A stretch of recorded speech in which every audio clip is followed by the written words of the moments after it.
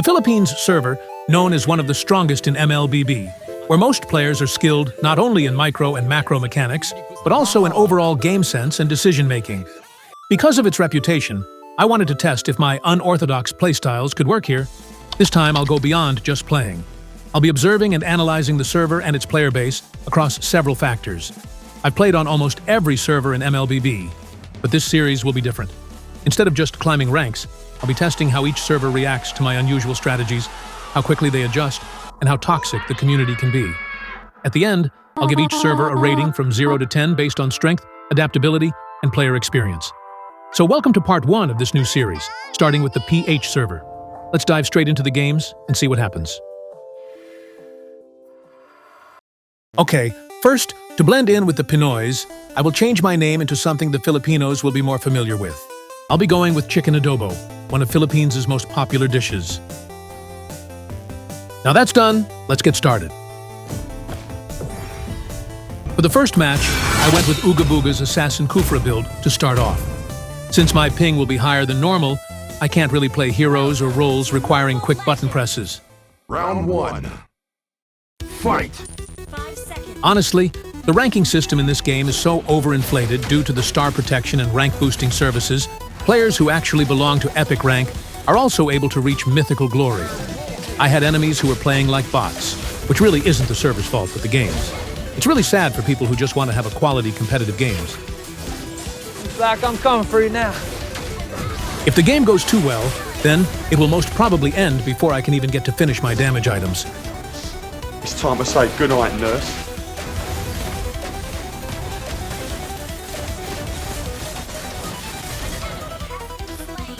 Instead of just backing off, this Estes decided to stick to the tower, which was a really stupid move.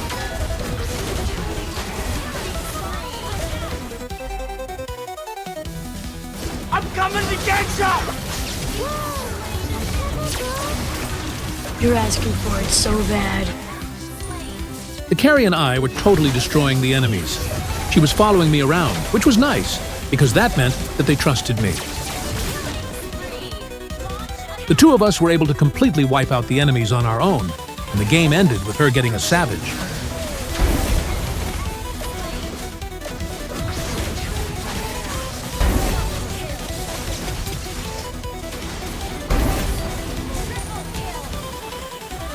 I'm coming for you, Marshall.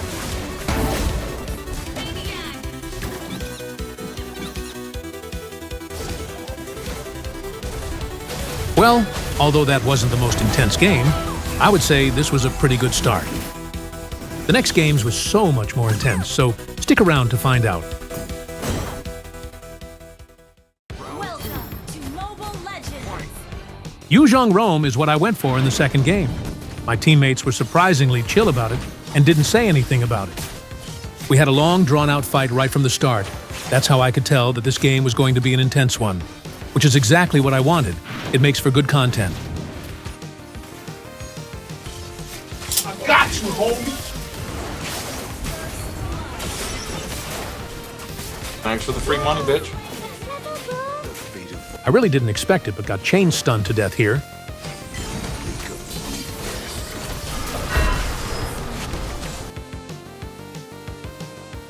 Didn't expect that, did you? Just like the previous games' carry, this time Gus was following me around for follow-ups, which went really well. Ready to die! Lapu was coming towards Gus, so I had to try and zone him away. Thankfully, he didn't commit, and Gus survived. You can clearly see they enjoy grouping up and taking team fights, which is a good indication of strong, good players. Unlike games that end up being constant pickoffs and solo kills, I would really prefer to play in this server all the time, if not for my ping. Team fights like these give me more adrenaline than just solo killing enemies. We were taking the Lord, and I had to check the bushes. Knowing I'd just get bursted in base form, I used my ult to check the bushes instead.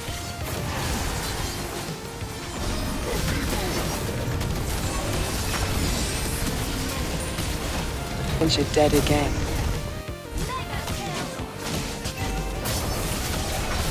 Where you going now?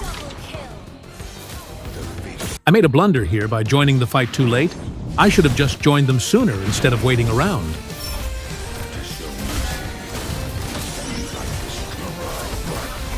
Okay.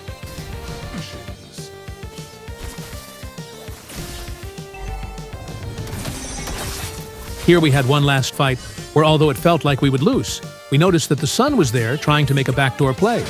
So our whole team just stalled and tried to stop them from recalling, regardless of if we died.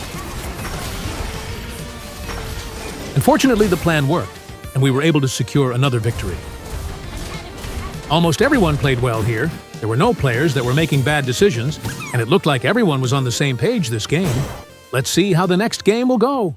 Welcome to Mobile Legends. In this game, I pull out my Esmeralda Trinity True Damage build. I lane up against a Badang. I should be able to win as long as it's just the two of us fighting in lane. He knew that the matchup was favorable to my side, so he played passively without taking fights at all. I left my lane because it was too boring just watching him stand under the tower the whole time. Anyways, he was building tank Badang, so I wasn't too worried about him pushing the lane too fast. Alright, you asked for it. Players on this server are definitely more skilled in terms of game sense compared to other servers. Of course, you can't judge every player from an entire server, but on average, this server does seem to have better players than the rest. Fucking die, bitch.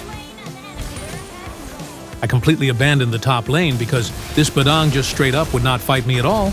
I just decided to let him do whatever he wants and just go help the other lanes, which turned out to be a great decision as we were able to get 3 of them here.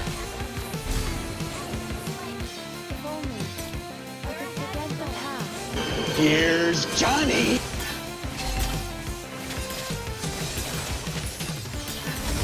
You can't run, John.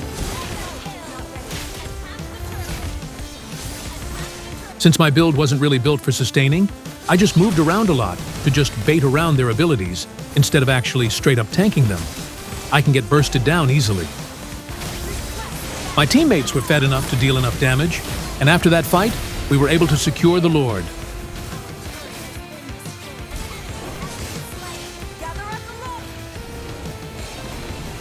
As you may have noticed, even this game I had someone with me all round like I was playing Duo Q. This time, it was the Franco. Any last words? Up until now, my games have been really fun. I don't know if whether I'm just getting lucky with the matchmaking or it's just the server that suits my playstyle. I'll just have to play more to find out. What do you think you're doing? I'd say one reason the enemies couldn't keep up was because their only frontliner, Badang, stayed in his lane the entire game. He didn't participate in team fights at all during the first half. Players who think the EXP role is just about sticking to lane the whole time are completely wrong. Anyways, after that, we secured the objectives and slowly choked them out until the game ended. This match was actually quite fun, and I finished with 0 deaths, which was pretty interesting. Let's move on to the next game, shall we?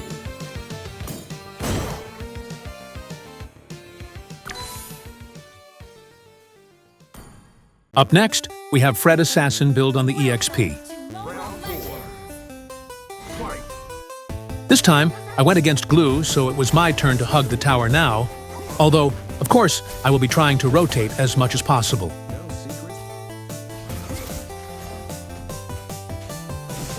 I immediately rotated at the first chance I got, and got a pick-off at mid. Paramus pulled him away, otherwise that was my kill. Why would you do that? Normally, we wouldn't be able to kill a Glue, but since we had Faramus who counters him pretty hard, we were able to get him. Now eat this! Even this Glue again seemed adamant to stick in his lane the whole time, which I took advantage of by helping out my team in team fights. You think I won't do it? I cannot stress enough how important rotating is, especially in solo queue matches. Too many players just stay in their lane for the first 5 minutes, expecting their teammates to do everything, and then complain when the team is struggling. Like, bro, if you think they're not doing well, go help them instead of whining the whole time. Fucking bastard. From the games I've played so far, it's clear that solo kills or pickoffs are pretty rare, since most players like to stick together, and almost every fight ends up being a team fight. when a match is just one guy picking off isolated enemies over and over. It not only feels but also looks like a low-ranked game, and those are definitely not fun to watch.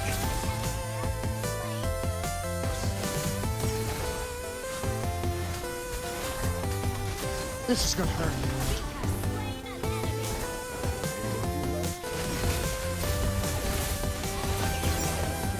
This Alucard was absolutely tearing me apart.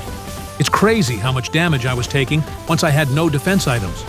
After that death, I not only died once again, but again and again and again. And then one more time. I have a bad habit of spacing out when I play for longer durations, and I end up going on autopilot and overextending, which has cost me plenty of games in the past. Anyways, my team was just too good this time, and our coordination was far better than the opponents. We won team fights with ease, and the enemies really didn't stand a chance.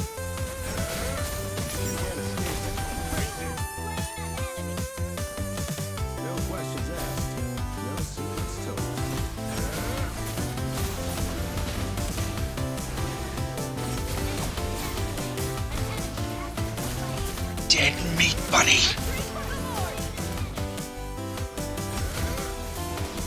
I got you now.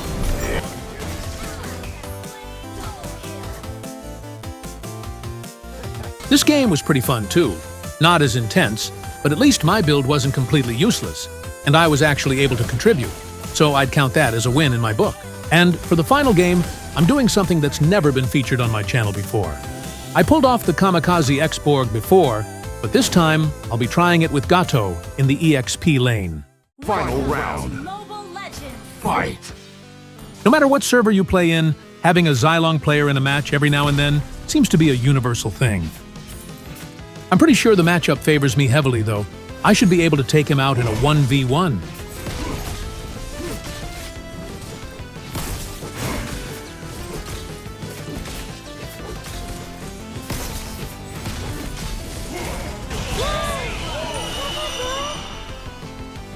I pulled up with a really good ultimate here, and my teammates, like always, were quick to follow. Let's fucking go. Ult is ready.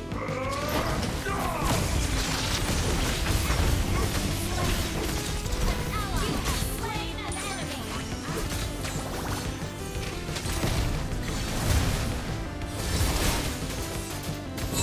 You wanna fight me, huh?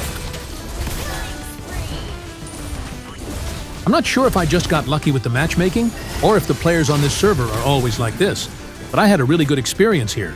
The games were fun and intense, and the players actually knew what they were doing instead of making random moves. Of course, 5 games isn't a big enough sample size to judge an entire server, but for now, this will have to do. Maybe I'll try it again on a larger scale another day. Gatot is honestly such an underrated hero in Ranked right now. On top of not only being easy to play, he's straight up tanky, deals a lot of damage, and has heavy crowd control, which is crazy. Maybe his visuals and non-flashy abilities are why people tend to not pick him more often, but I'm honestly saying this, spam Gatot, if you want to win more games, he's really busted. Okay, so anyways, to sum it up, I will say that the PH server is definitely strong. The players are way ahead in terms of mechanics, and the games I had were all of decent quality. There was no trash talk, trolling, or doing anything dumb. I don't know how it is for the usual players who play there daily, but in my experience, this is much better than other servers. I made weird and questionable picks with questionable builds, but still got no comments on them. Either they're just used to it, or they really don't care. I've played on this server other times too, and my experiences were all similar to this. It's just that this time I'm carefully looking into it in a more in-depth manner for this video. I'd say I would give this a max rating, but since no server can be truly perfect, I'll give this a 9 out of 10 for now.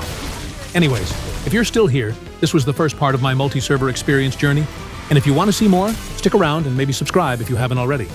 Victory!